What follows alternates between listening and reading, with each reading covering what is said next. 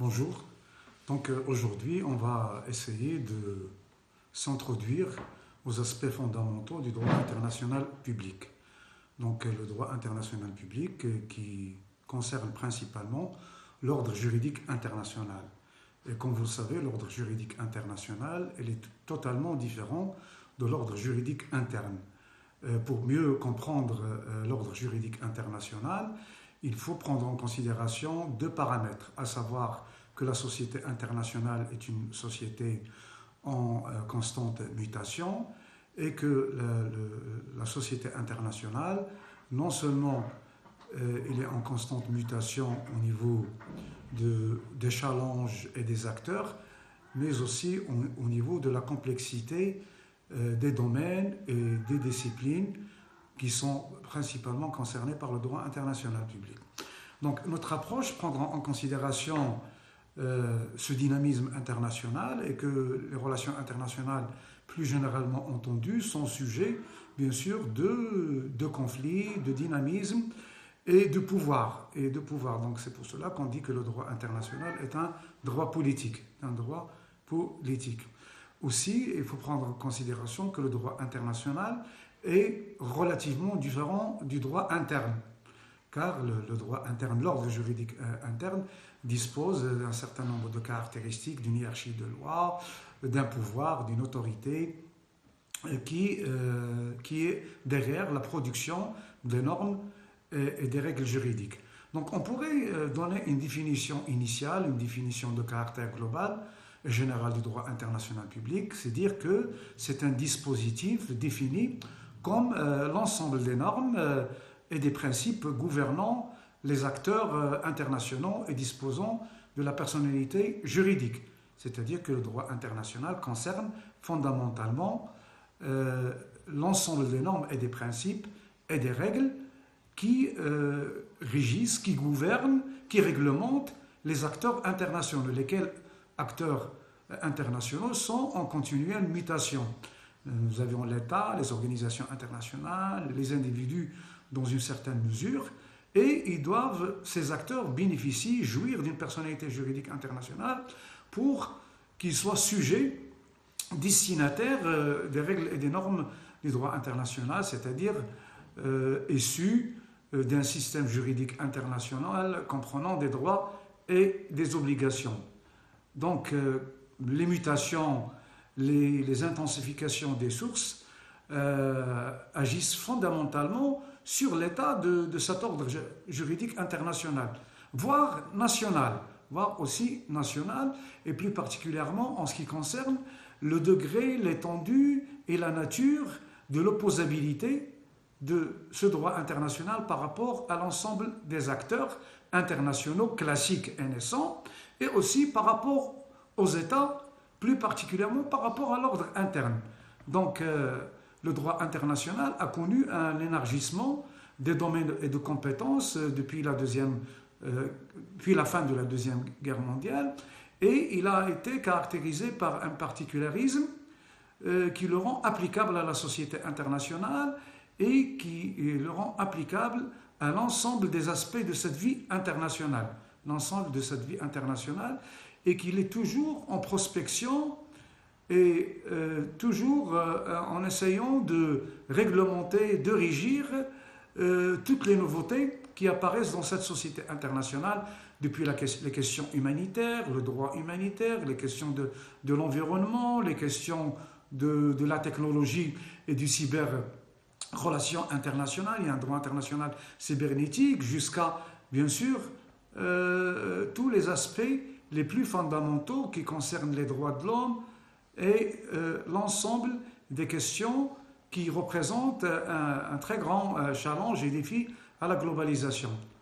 Donc, le droit international, si on pourrait se limiter à cette définition, c'est l'ensemble des règles et principes qui gouvernent la conduite des rapports des États, des organisations internationales, voire de certains individus qui sont conçus et compris sous les régimes de droit international, que ce soit le régime du droit international classique ou le droit international contemporain, à savoir le droit humanitaire.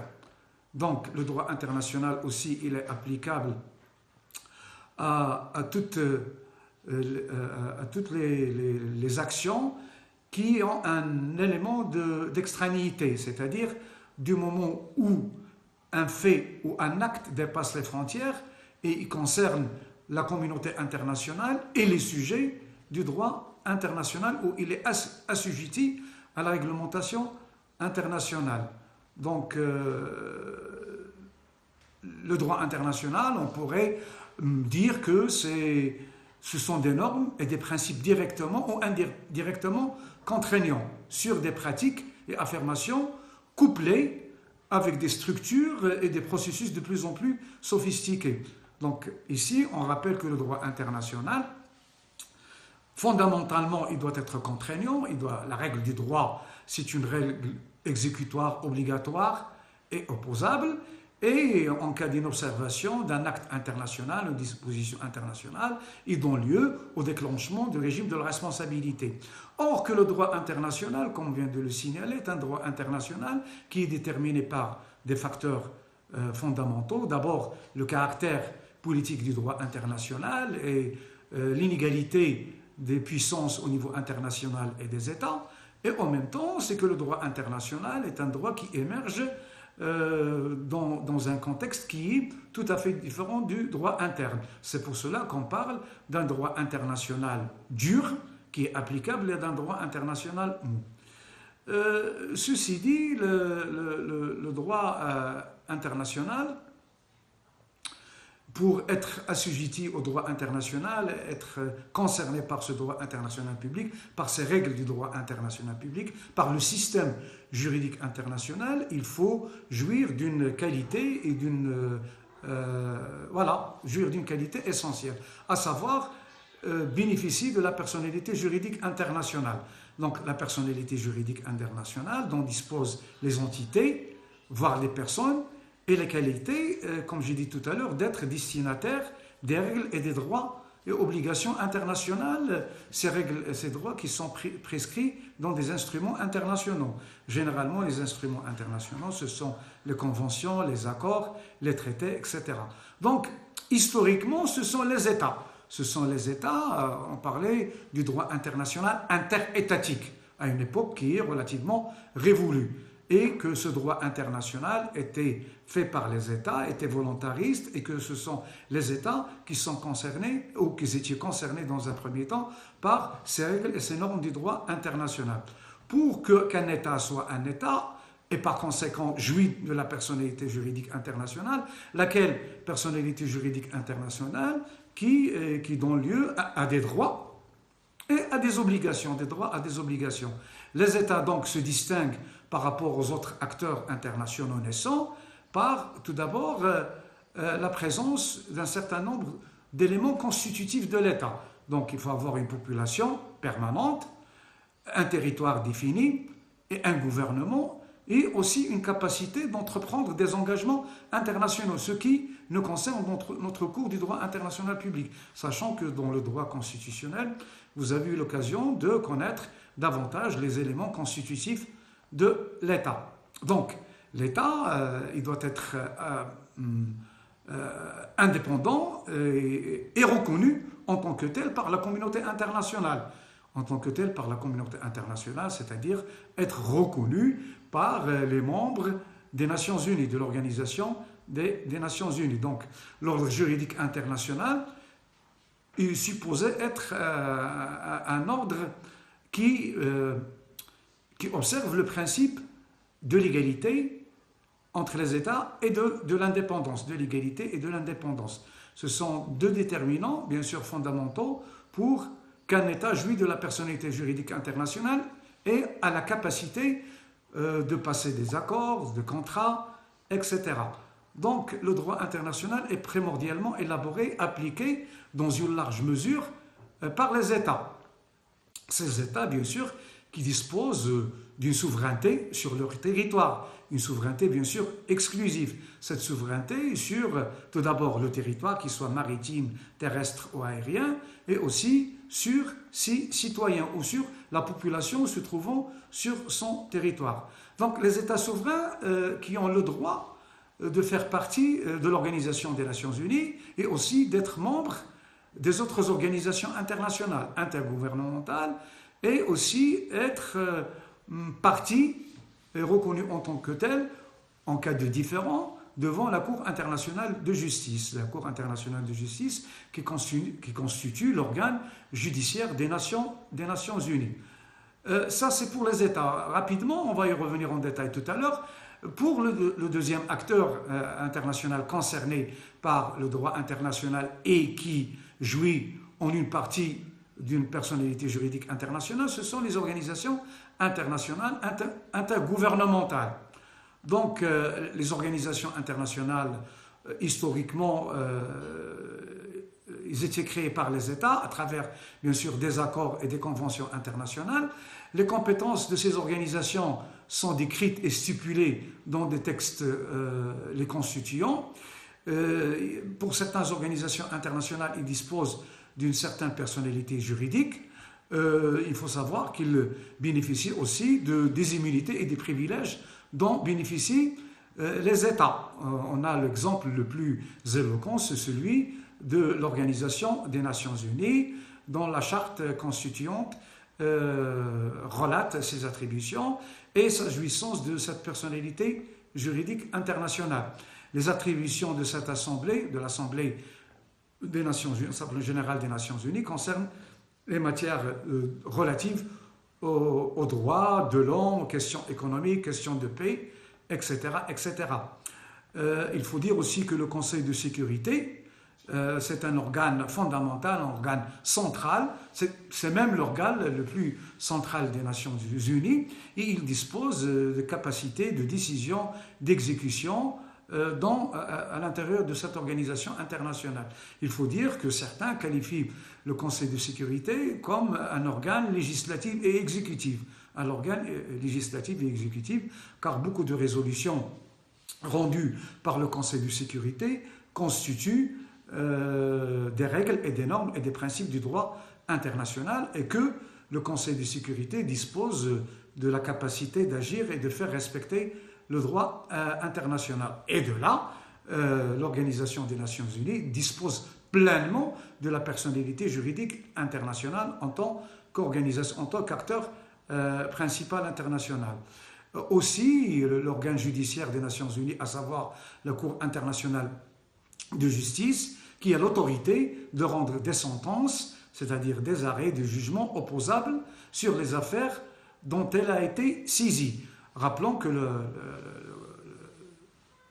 la Cour internationale de justice dispose de double fonction. Il y a la fonction consultative, quand il présente des avis consultatifs, et aussi il a la fonction judiciaire, c'est qu'il statue dans les différends qui opposent les États. On va revenir pour parler de l'article 38 qui limite la soumission de différends à cette juridiction uniquement pour les États et que par-dessus le marché, il faut que les États acceptent préalablement la sentence rendue par cette Cour. Pour ce qui est des individus, généralement les individus ont été perçus sous l'empire du droit international classique par le biais du lien de la nationalité. Or, nous avons un événement historique qui s'est produit au milieu du siècle écoulé, quand les Nations Unies avaient dépêché un émissaire nommé Comte Bernadotte, quand le conflit commence à se déclarer entre les Palestiniennes et les Israéliennes. Il a été finalement assassiné et on se demandait si le régime de responsabilité internationale pourrait aussi être applicable à un individu qui est un fonctionnaire des Nations Unies et aussi au service des Nations Unies. Et on avait constaté que la Cour internationale de justice de La Haye, dans son arrêt célèbre en 1949, avait bel et bien reconnu cette personnalité juridique internationale à l'individu et que maintenant, actuellement, on remarque bien que sous l'empire du droit international humanitaire, l'individu, il est devenu par excellence sujet du droit international public. Donc, historiquement, la nationalité, bien sûr, c'est qui constituent le régime juridique applicable aux nationaux et que chaque État, bien sûr, dispose de son pouvoir discrétionnaire pour accorder la nationalité ou ne pas l'accorder pour les demandants, et que c'est ce lien de sang ou de sol, dans une certaine mesure, qui rend l'État substitut à ces individus en matière de responsabilité internationale, par ce qu'on appelle la protection diplomatique.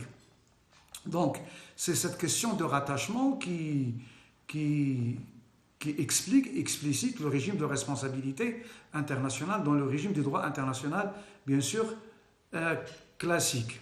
Il faut dire que ce régime de protection diplomatique commence bien sûr à ne pas disparaître, mais à être doublé par ce principe de droit humanitaire, sachant que la souveraineté, bien sûr, est une prérogative exclusive, comme j'ai dit tout à l'heure, et que l'État exerce cette souveraineté, qui est liée étroitement à son indépendance politique. Il est très difficile d'imaginer l'exercice de la souveraineté d'un État s'il n'est pas libre, s'il n'est pas, bien sûr, indépendant.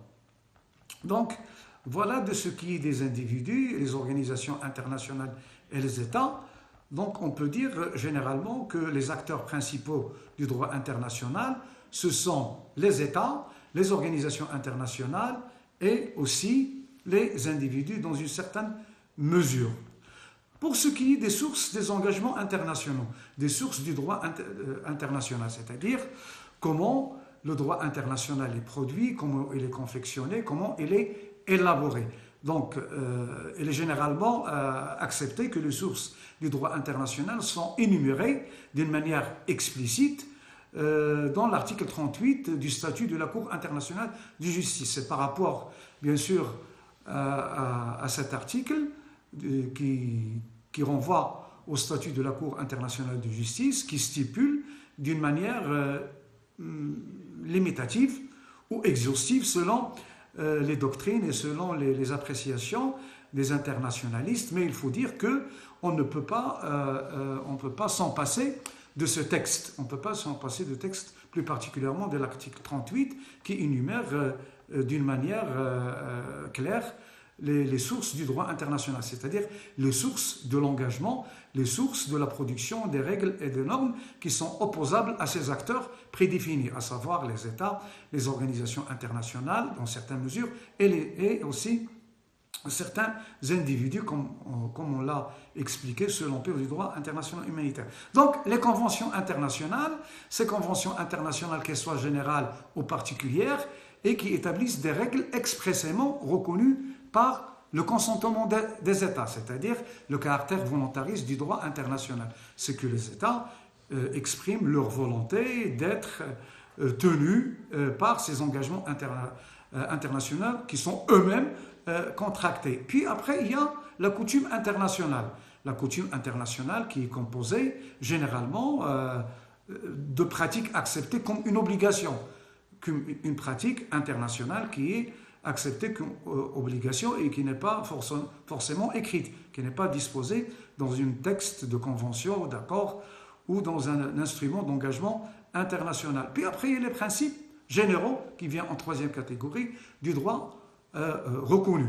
Les droits reconnus, principes généraux, à savoir le principe de la justice, de l'équité, etc., et qui constituent aussi des sources du droit international public.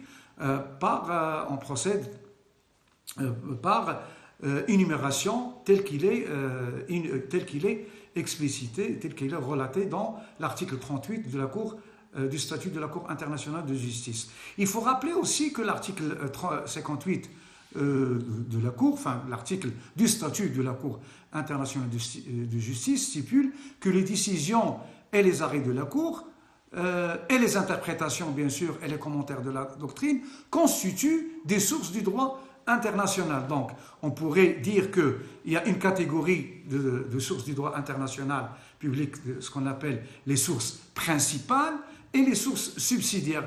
Les sources subsidiaires sont constituées par la jurisprudence, c'est-à-dire les arrêts de la Cour et aussi des travaux de la doctrine.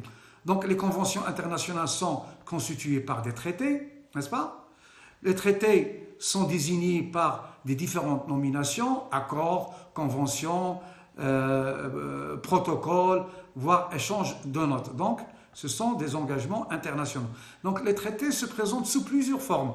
Ils peuvent être bilatéraux, comme ils peuvent être multilatéraux, régional ou international, ou voire global, comme il est le cas, comme la convention des parties, pour combattre les changements climatiques qui a un caractère, bien sûr, un caractère global. Donc, les conventions sur le droit des traités a été établi le droit des conventions, plus particulièrement, c'est-à-dire le régime juridique applicable aux conventions. Il a été régi, il a été entamé et élaboré par la Convention de Vienne de 1969 sur le droit des traités. La Convention dispose sur tout d'abord les principes de base du droit des traités, les procédures d'adoption et les conditions de leur opposabilité, l'entrée en vigueur et leur effet juridique et les conséquences qui en découlent, et le régime de la responsabilité qui en résulte de la violation du traité, et les règles aussi relatives à l'interprétation des traités. Donc le principe de base caractérise les droits des traités, c'est pacta sunt servanda, qui veut dire que les parties liées par un traité sont appelées à l'exécuter avec toute bonne foi. Toute bonne foi, sachant que la bonne foi est un principe fondamental en droit international. L'application des traités, l'application des engagements internationaux doit être opérée avec la bonne foi. Donc, toujours est-il, on peut dire que les dispositions des traités et des conventions de caractère bilatéral, multilatéral, régional ou global peuvent devenir opposables à tous s'il s'agit du droit coutumier. Un droit international coutumier, il est opposable à tous, sans que les États y participent, ou y adhèrent, ou s'engagent explicitement. Il aurait applicable toute règle de caractère coutumier. On va revenir pour en discuter le caractère volontariste des règles conventionnelles et des règles impératives. Des règles impératives comme le jus cogens, comme on va voir tout à l'heure. Donc, l'État signataire d'une convention internationale, avant sa ratification, il faut rappeler qu'il n'est pas automatiquement lié par ce traité, mais il a l'obligation de s'abstenir à commettre des actes qui peuvent compromettre le but et l'objectif du traité. Il y a quand même une certaine éthique dans le droit international. Donc, les conventions, les accords sont généralement ouverts aux signatures et ils sont identifiés selon le lieu et la date de leur adoption. L'exemple de la Convention de Vienne de 1969. Donc, l'État n'exprime la volonté d'être lié par un traité aux conventions que lorsque elle entreprend les procédures de formalité et de l'adoption de ce traité. Ces procédures de ratification, il y a plusieurs procédures de ratification, que ce soit les ratifications qui sont reconnues au chef de l'État, au gouvernement, ou des ratifications qui sont reconnues, bien sûr, au Parlement. Donc, l'État signataire de la Convention, de cet accord, doit absolument notifier l'instrument de ratification pour déclarer son engagement au profit de la Convention. D'autres peuvent exprimer le désir, c'est-à-dire des actes d'adhésion, peuvent exprimer leur désir de rejoindre la Convention et devenir partie. Les effets juridiques sont applicables aussi. Donc, en règle générale, l'interprétation des traités doit être opérée sur la bonne foi et en accordance avec les termes ordinaires exprimés dans le document de la Convention et dans le contexte à la lumière de l'objectif et du but de la Convention. Il faut dire que les travaux préparatoires du traité et les circonstances de sa conclusion sont souvent considérés comme un support d'interprétation des traités au cas d'ambiguïté qui subsiste.